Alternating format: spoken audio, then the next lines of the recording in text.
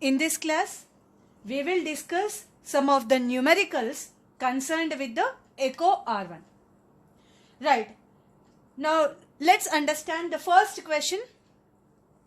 How many recognition sequences of echo R1 are present in the following sequence? So, in this sequence of the DNA, how many recognition sequences of echo R1 are present? That is the question. Right. Now, let's observe. You know that echo R1 recognizes a palindromic nucleotide sequence which is GAA-TTC from 5' to 3'. Right. So here from 5' to 3', GAA-TTC. Right. We have noticed here. And here also you have a 5' to 3'. 5' to 3', GAA-TTC. So this is the one recognition sequence. From 5' to 3', we have GAA-TTC, and 5' to 3', you can observe GAA-TTC. Now right. Now notice GAA-TTC is present. But can the echo R1 recognize this sequence? The answer is no. Because here GAA-TTC, G is towards what? 3' end.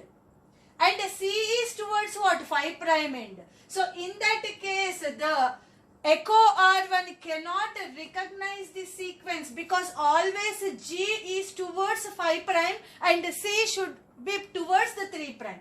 So here you can see the downstrand. C is towards 5', G is towards 3'. That means, so it cannot able to recognize this sequence. So in this DNA sequence, how many recognition sequences are there of echo R1 means? Answer is one recognition sequence. So polarity, whenever they ask the question, now try to observe the polarity and then answer.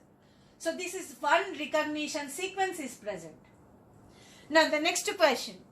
Number of 6 aminopurines in 18 palindromes recognized by echo R1.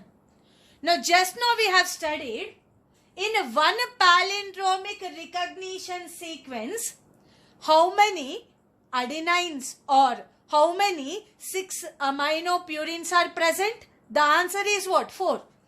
The other name of adenine is what? 6 aminopurine. So if one palindromic recognition sequence,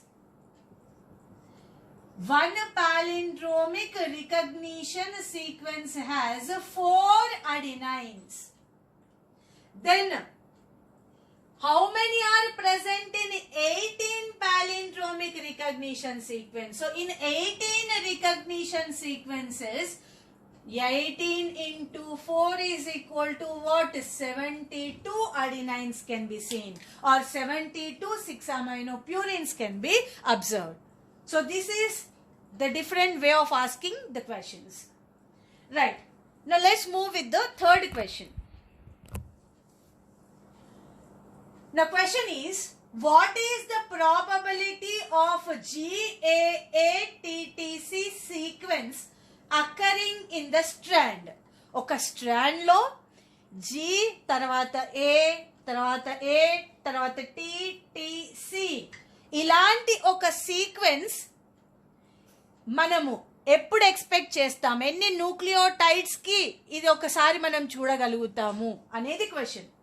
GAA-TTC sequence, what is its probability of appearing in the strand? Oka strand, oka nucleotide sequence lo GAA-TTC probability, ilanti sequence probability ఎన్ని సార్లు మనం చూడగలుగుతాము is the question. Right. Now, how to answer it? Now you know that how many bases are present in this DNA? 4 types of bases. We have adenine, guanine, cytosine, thymine. In that G రావాలి అంటే what is the probability ఉన్న 4 bases లో what is the probability of G entering in to the first place? G అనేది మొదటి place లో రావడానికి what is the probability? 1/4. ఉన్న 4 bases లో this is having one chance. So 1/4. G పక్కనే adenine రావడానికి, so in the second position if adenine has to come, now what is the probability? So how many bases are there? 4. In that, what is the chance of adenine occurring in the second position? Is 1/4. Next, in the third position, occurring of the adenine is, what is the chance? 1/4. Now what is the thymine position occurring in the fourth position? Probability is 1/4. Now thymine occurring in the next position, probability is 1/4. Cytosine occurring in here in the last position is 1/4. So 1/4 into 1/4 into, so when we multiply these, we can get 1/4096. That means what? For every 4096 nucleotides in one strand. In a strand with 4096 nucleotides, one time there is a chance of appearing this sequence is one time. So GAA-TTC అనే ఒక sequence strand మీద appear అయ్యేటువంటి chance ఎంత, probability ఎంత? So that is once in every 4096 nucleotides is the answer. Now if a question is coming, what is the probability of appearing AGCT in a strand? So what is the probability of occurring AGCT in a strand is? So what is that? 1/4 into 1/4 into 1/4 into 1/4. So which is equal to, so 6256. That means what? For every 256 nucleotides, there is a chance of occurring this AGCT in a strand. So that is at the questions అడిగిన దాన్ని బట్టి మన answer చేయాలి. So our focus was on GAA-TTC. He may ask some other sequence and he may ask the probability. And always remember, the reality is different from this statistics. So this is just an, thinking. It's a way of thinking. But the reality is, in that 4096 nucleotides, maybe the GAA-TTC sequence may occur 10 times. So this is just a probability. It is our understanding and just applying statistics. But the reality differs. So here also, for every 256 nucleotides, we expect AGCT. But the reality may be different. So these are the type of questions we are expecting from this topic. Now right, here we will take a sequence, GAA-TTC recognition sequence of echo R1, and we will understand some other concepts.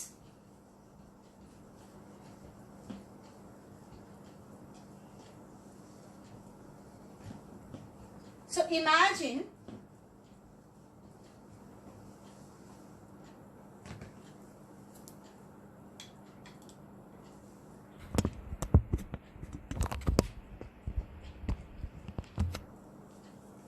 just imagine, so this is a linear DNA which is having a sequence GAA-TTC, some bases like AA. Just randomly I am taking a sequence.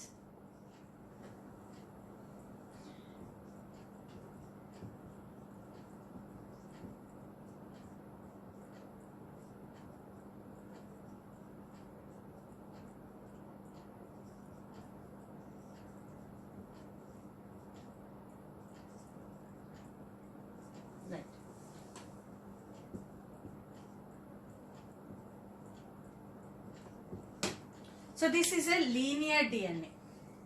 Now in this linear DNA, how many recognition sequences are there? So echo R1, one recognition sequence is there. So here you can notice 5' to 3' and 5' to 3'. So echo R1 enzyme recognizes this sequence and it cuts between G and A. So we know the mode of action, right? So it cuts between G and A. So in this manner. So here also in the other strand, GAA TTC, it cuts between G and A.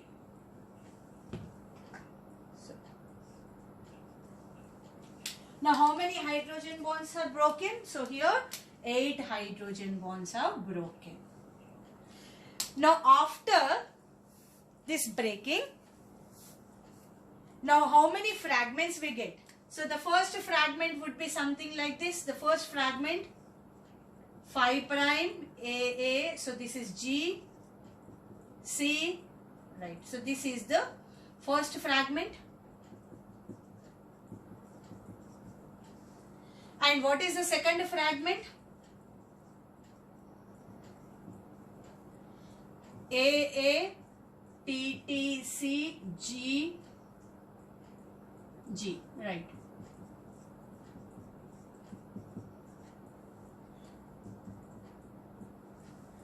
So right, what we were discussing is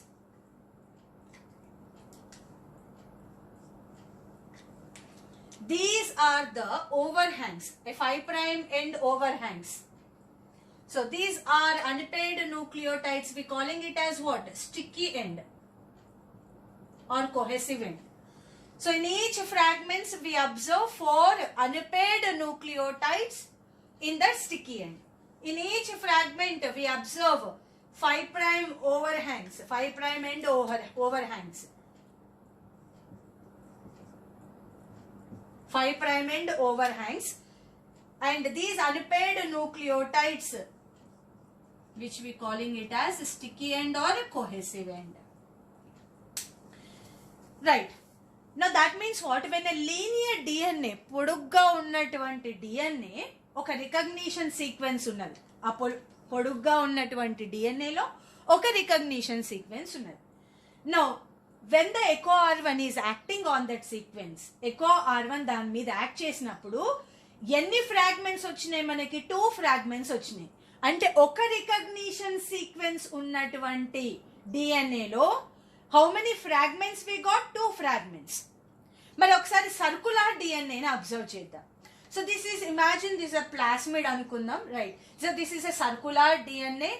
Here also echo R1 recognition sequence is present. GAA TTC and GAA TTC, 5' to 3', and here also 5' to 3'. Mari, now when the echo R1 is functioning, so what happens? So here is the breaking point, here would be the breaking point, and right. So akkada the plasmid has broken now. Now after breaking, how many fragments are obtained? Because it is a circular DNA when breaks, it becomes straight. Right, and that means what? Only one fragment which we